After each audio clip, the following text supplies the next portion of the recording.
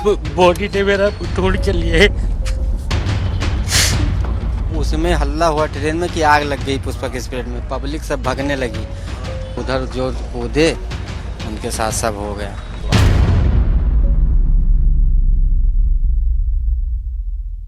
Pushpak express के पहियों से चिंगारी क्यों निकल रही थी? ट्रेन में चाय वाले ने क्या देखा कि पूरी ट्रेन में अफरा तफरी मच गई और 13 लोगों की मौत हो गई। जिसके बाद क्या हुआ था उत्तर प्रदेश के शामली में कि उत्तर प्रदेश एसटीएफ के एक जांबाज अधिकारी की जान चली गई। क्या है कुख्यात कग्गा गैंग की कहानी? जिसने भी इस गैंग की कमान संभाली, गोलियां उसका हमेशा पीछा करती रहीं।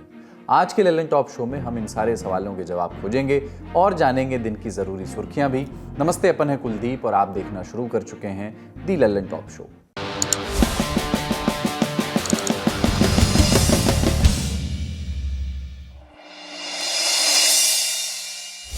शाम के करीब 5 बजे थे। पेंट्री कार की तरफ से आ रहा एक चाय वाला चिल्लाया कि आग लग रही है।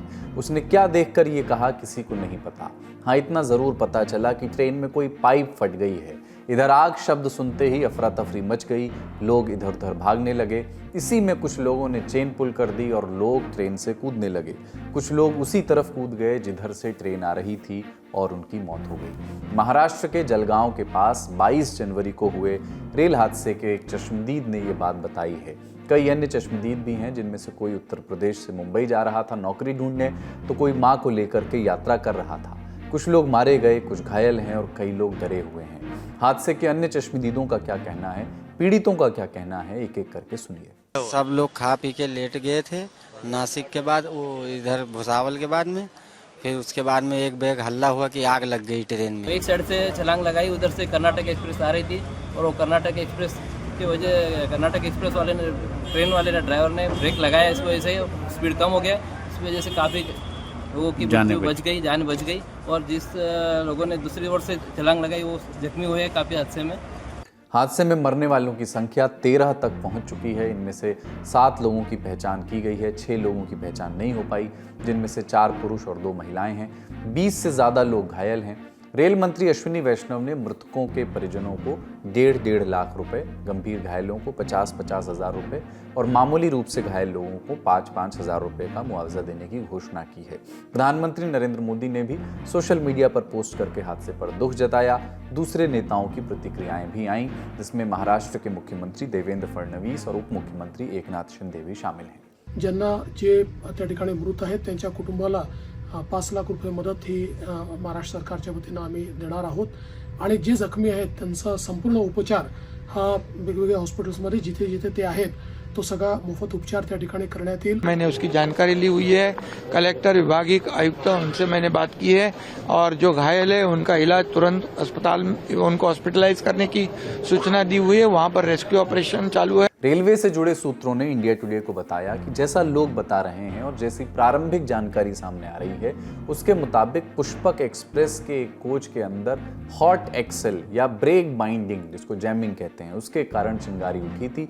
यही देख करके कुछ यात्री घबरा गए थे। क्या होता है ये ब्रेक बाइंडिंग? आसान तरीके से कहें तो ब्रेक का चक्के में चिपक जाना। ट्रेन का लोको पायलट या फिर गार्ड जिस चक्के में ब्रेक चिपक जाता है, वहां पहुंच करके उसका वैक्यूम रिलीज करता है और ऐसा करते ही पहिए का ब्रेक अपनी जगह पर आ जाता है, जिसके बाद पहिया फ्री हो जाता है।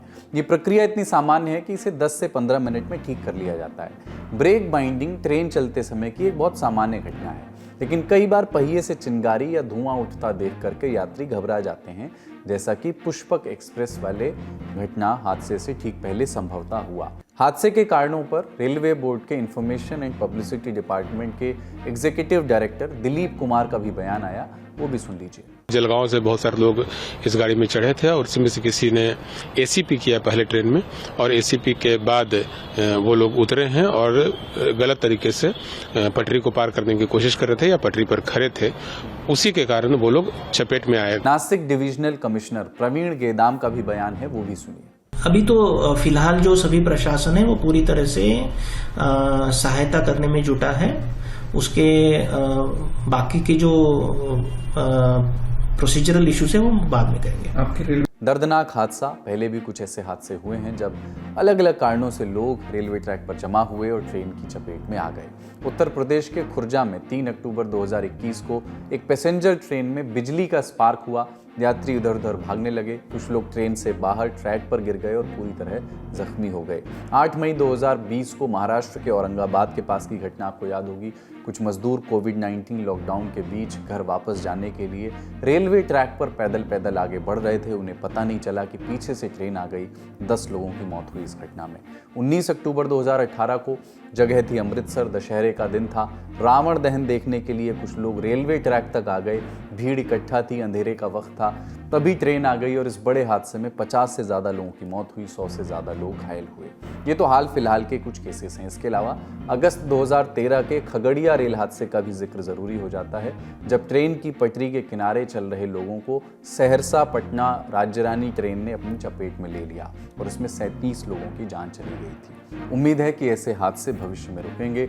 रेलवे भी अपनी जिम्मेदारी निभाएगा और कोई अफवाह फैलने की स्थिति में यात्री भी धीरज से काम लेंगे ताकि सुरक्षा बनी रहे। अब अगली बड़ी खबर की ओर बढ़ते हैं।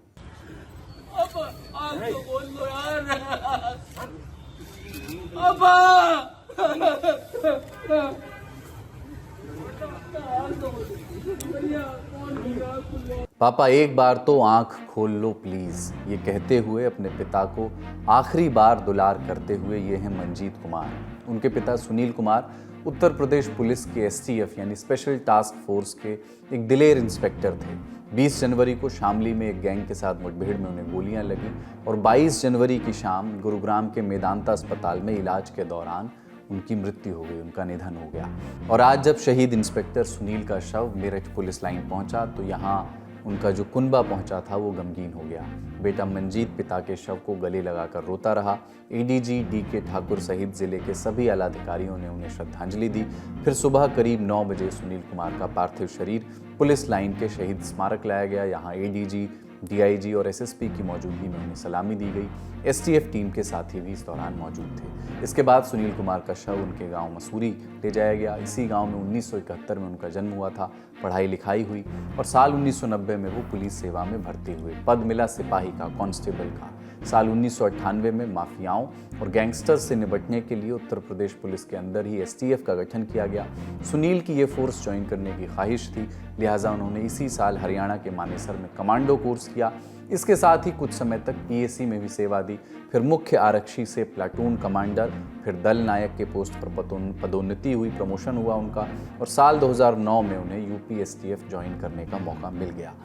अपने पूरे पुलिस करियर में वो कई बड़े ऑपरेशंस में शामिल रहे और पुलिस पदक भी उन्होंने हासिल किए। साल 2008 में फतेहपुर जिले में कुख्यात बदमाश ओम प्रकाश केवल और पुलिस के बीच मुठभेड़ हुई। सुनील उस पुलिस टीम का हिस्सा बने। साल 2008 में ही सुनील उस टीम का भी हिस्सा थे जिसने इनामी बदमाश अंबिका पटेल उर्फ ठोकिया को एनकाउंटर में मार गिराया था।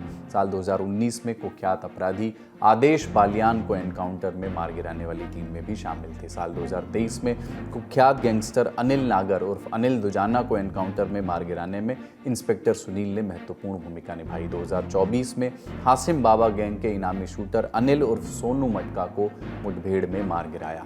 पदकों की बात करें तो उन्हें साल 2015 में सराहनीय सेवा सम्मान, साल 2022 में उत्कृष्ट सेवा सम्मान, 2024 में अति उत्कृष्ट सेवा पदक से नवाजा गया। और 20 जनवरी 2025 का दिन आया जब पुलिस मुठभेड़ में इंस्पेक्टर सुनील कुमार घायल हुए और 2 दिन बाद अस्पताल में वीरगति को प्राप्त हुए। गांव में ही उनका अंतिम संस्कार किया गया। बस बहादुर था बहुत, उसकी बहादुरी का तो आप पूरा व्याख्यान कर ही रहे। देखो जाना तो सबको है, पर हमारे से बाद में जाता तो और बात थी। पहले हम जाते बड़े हैं, चला गया पर वो शहीद हुआ। आज किसको देखते हो, उसकी शहादत पे हमें गर्व। लेकिन 20 जनवरी की रात शामली में असल में क्या हुआ था, शुरू से जानते हैं। 20 जनवरी की रात STF मेरठ यूनिट को खबर मिली कि 1 लाख का इनामी बदमाश अरशद एक सफ़ेद रंग की ब्रेजा कार में सहारनपुर से दिल्ली की ओर आ रहा है। इनपुट ये भी था कि वो अगली वारदात को भी अंजाम देगा। 20 जनवरी की देर रात STF मेरठ यूनिट के ASP ब्रजेश कुमार सिंह के नेतृत्व में टीम ने मेरठ करनाल हाईवे स्थित बिड़ौली चौसाना चौराहे पर चेकिंग शुरू कर दी। 2 बजे में, रात के 2 बजे के आसपास वो सफेद ब्रेजा आती हुई दिखाई दी। जैसे ही चेक पोस्ट पर ब्रेजा पहुंची, उसे रोकने के प्रयास किए गए। कार में 4 लोग थे। सभी ने पुलिस और एसटीएफ के अधिकारियों पर फायरिंग शुरू कर दी। जवाबी कार्रवाई में एसटीएफ ने भी गोलियां चलाई और 4 में से 3 लोगों को कार में ही मार गिराया। एक आदमी कार से निकलकर खेतों की ओर भागा। एसटीएफ के अधिकारी उसके पीछे भागे और दोनों ओर से हो रही फायरिंग में चौथे बदमाश की भी मौत हो गई। ये चारों बदमाश कौन थे? इनके नाम थे अरशद, मंजीत उर्फ ढिल्ला, सतीश और मनबीर। बॉस था इनका अरशद, जो कि पश्चिमी उत्तर प्रदेश के एक कुख्यात गैंग को जिंदा करने के प्लान में था। गैंग का नाम था कग्गा गैंग। दरअसल सहारनपुर जिले का एक कुख्यात बदमाश था मुस्तफा उर्फ कग्गा। कई राज्यों का दहशतगर्द। कहा जाता है कि वो पुलिस पर फायर खोलने से चूकता नहीं था। कई पुलिस वालों के मर्डर का इल्जाम उसके सर पे था, लेकिन 2011 में वो एक एनकाउंटर में मारा गया। उसके मारे जाने के बाद उसका कग्गा गैंग खाली पड़ गया था। लिहाजा मुस्तफ़ा के राइट हैंड रहे मुकीम काला ने इस गैंग को संभाला। उस पर किसानों से लूट करने, डकैती डालने, उनसे और व्यापारियों से फिरौती वसूलने और दर्जनों हत्या के आरोप थे। साल 2015 में एसटीएफ ने मुकीम काला को गिरफ्तार कर लिया। उसे चित्रकूट जेल में रखा गया। 14 मई 2021 इस दिन चित्रकूट जेल में गैंगवार हुई। इसमें 3 बदमाश मारे गए। मरने वालों में मुकीम काला भी था। फिर से कग्गा गैंग के सिर से साया उठ गया। अब जिम्मेदारी अरशद के कंधे पर आई। उसने महसूस की वो मुकीम काला का शूटर था। 2013 से वो जेल में बंद था और अपनी सज़ा काट रहा था। जून 2024 में सज़ा उसकी पूरी हो गई। अरशद बाहर आया, दोस्तों को फ़ोन लगाया। प्लान उसका क्या था? कग्गा गैंग को फिर से जिंदा करना। पश्चिमी उत्तर प्रदेश और हरियाणा के कुछ लोगों को जोड़ करके गैंग को फिर से खड़ा करने की कोशिश की उसने। इनमें से उसका खास था मंजीत, जिसे अपने ही भाई के कत्ल की सज़ा मिली थी और फिलहाल वो जेल से फरार चल रहा था। तो कग्गा गैंग फिर से शुरू हुआ। गैंग ने नवंबर 2024 में सहारनपुर में डकैती डाली और फिर से पुलिस वालों की निगाह में चढ़ गया। मेरठ पुलिस ने उस पर 1 लाख रुपए का इनाम घोषित किया और खोजबीन उसकी शुरू कर दी। सुनते हैं अधिकारियों को जो इन गैंग्स पर और जानकारी साझा कर रहे हैं।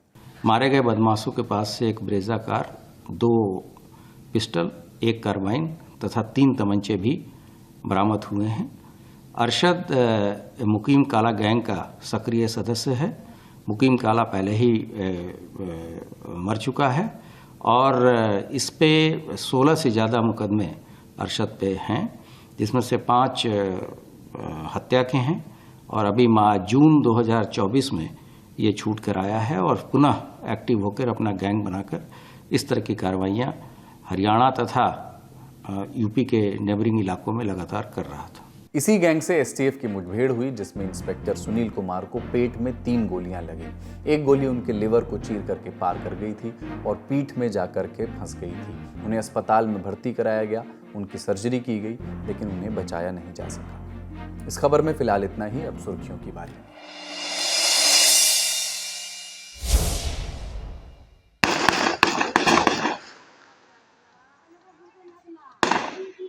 गोलियों की तड़तड़ाहट और दौड़ते भागते लोग, ये मंजर बिहार के मोकामा का है। 22 जनवरी की शाम करीब 4:30 बजे का वक्त था। पूर्व विधायक अनंत सिंह जलालपुर गांव पहुंचे। इसी दौरान कथित तौर पर सोनू मोनू गैंग ने उन पर हमला कर दिया। दोनों तरफ से करीब 70 से 80 राउंड फायरिंग हुई, जिसका एक वीडियो भी वायरल हुआ। पुलिस के मुताबिक नौरंगा गांव के रहने वाले मुकेश कुमार और सोनू मोनू के बीच कारोबार को लेकर के विवाद था। मुकेश सोनू मोनू के साथ ईंट भट्टे के कारोबार में पार्टनर था। अपना बकाया पैसा मांगने के लिए वो दोनों के पास गया था। कथित तौर पर दोनों ने मुकेश के साथ मारपीट की, उसे घर में बंद कर दिया। अनंत सिंह ने दोनों भाइयों को मुकेश के कमरे का ताला खोलने का मैसेज भेजा, लेकिन उन्होंने मना कर दिया। इसके बाद अनंत अपने समर्थकों के साथ जलालपुर गांव पहुंचे। मुकेश के घर का ताला खोल करके उसे बाहर निकाल दिया। इसके बाद वो सोनू मोनू के घर पहुंचे, जहां ये पूरा विवाद हुआ। सोनू मोनू सगे भाई हैं और जलालपुर गांव के ही निवासी हैं। शुरुआती दौर में ये दोनों अनंत सिंह के लिए काम करते थे, लेकिन अब उनके बीच पुरानी अदावत है। गांव में गोलीबारी के बाद पटना पुलिस रात भर अलर्ट मोड में रही। पटना रूरल एसपी विक्रम सिहाग ने घटना पर क्या बताया, सुनिए। दोनों पक्ष हैं, उनके बीच में किसी एक दूसरे जो नज़दीकी ग्राम है हेमजा, वहीं पे किसी घर में ताला लगाने को लेकर जो है विवाद हुआ था, जिसमें जो एक पक्ष है उनके द्वारा किसी घर में ताला लगा दिया था और उसी जो ताले को खुलवाने और फिर बाद में उस ताले के जो विवाद है उसका एस्केलेशन में जो है एक जनप्रतिनिधि और उनके समर्थक हैं वो ग्राम में जो है जिस पक्ष के द्वारा ताला लगाया वहां पहुंचे और उसी क्रम में फिर है जो गोलीबारी की जो है घटना घटित हुई है। किसी के अभी तक जो हमारी पुलिस की जानकारी में हताहत होने की सूचना नहीं है। मामले में पूछताछ हुई तो दोनों पक्षों के अपने अपने दावे थे। पहले सुनते हैं अनंत सिंह को। इस वक्त घर में 3 दिन से ताला लगा बंद किया था, मारपीट किया था, दांत उखाड़ दिया था, पिलास से दांत उखाड़ दिया। कहे से करता है, हम गए कहने के लिए, 2 आदमी भेजे कि जाकर बोला के लाओ, वो गोली चला दिया। पेशे से वकील और सोनू मोनू के पिता प्रमोद सिंह ने अनंत सिंह पर क्या आरोप लगाए हैं, सुनिए। मैं तो पटना हाईकोर्ट से काम करके आ रहा था, अब सूचना मिली कि आपके घर पर गोली चली है। चले भाई, विधायक जी गोली क्यों चलाए? हम लोग तो कुछ बिगाड़े उनका नहीं है। और उसके बाद अंधाधुंध गोली चलाए, मेरी वाइफ की तरफ राइफल लेके गोली चलाई। जब वाइफ जो कर रही थी, इन्फॉर्मेंट वही है कि गाड़ी रोके, गाड़ी से निकले, राइफल लिए, तो हमको लगा कि मेरे यहाँ आए हैं तो स्वागत करेंगे, तो गोली चलाया। हवा फायरिंग पहले की, फिर दूसरी गोली चलाई मारने के नियत से। अपने पोते के साथ किसी तरह गिर के बजड़ के इधर भाग के आ गई, बच गई। और झूठा हुआ लगाते हैं कि ये लोग हमारी हत्या करवा, तो जानबूझ के हत्या करने के लिए आए थे। फिलहाल इस मामले में 3 लोगों पर एफआईआर दर्ज की गई है। मुकेश कुमार ने सोनू मोनू पर रंगदारी मांगने का केस दर्ज किया है और सोनू मोनू के परिवार ने अनंत सिंह पर फायरिंग करने की एफआईआर दर्ज करवाई है। अगली सुर्खी, झारखंड सरकार ने 2000 बैच की आईएएस अधिकारी पूजा सिंघल का निलंबन खत्म कर दिया है। फिलहाल उन्हें कार्मिक विभाग में योगदान देने का निर्देश दिया गया है। 12 मई 2022 को ईडी ने मनी लॉन्ड्रिंग मामले में पूजा को गिरफ्तार किया था। इसके बाद सरकार ने उन्हें निलंबित कर दिया। करीब 31 महीने तक वो जेल में थी। 7 दिसंबर 2024 को पीएमएलए कोर्ट ने उन्हें जमानत दी। उनका निलंबन हटाने की प्रक्रिया शुरू हुई। 21 जनवरी को सरकार ने उनका निलंबन खत्म कर दिया। ईडी की विशेष अदालत ने उन्हें 2 लाख रुपए के निजी मुचलके पर जमानत दी और अपना पासपोर्ट कोर्ट में जमा करने का आदेश दिया। पूजा पर आरोप है कि जब वो झारखंड के खूंटी में डीसी थी तो उन्होंने बिना काम हुए मनरेगा के 18 करोड़ रुपए इंजीनियर को जारी कर दिए। साल 2011 में इस मामले में पहली एफआईआर 2 इंजीनियरों के खिलाफ दर्ज हुई। जांच हुई तो मामले में पूजा का नाम भी सामने आया। आज का ललन टॉप शो यहीं तक। अपना और अपनों का ख्याल रखिए। देखते रहिए दी ललन टॉप। शुक्रिया, शुभ रात्रि।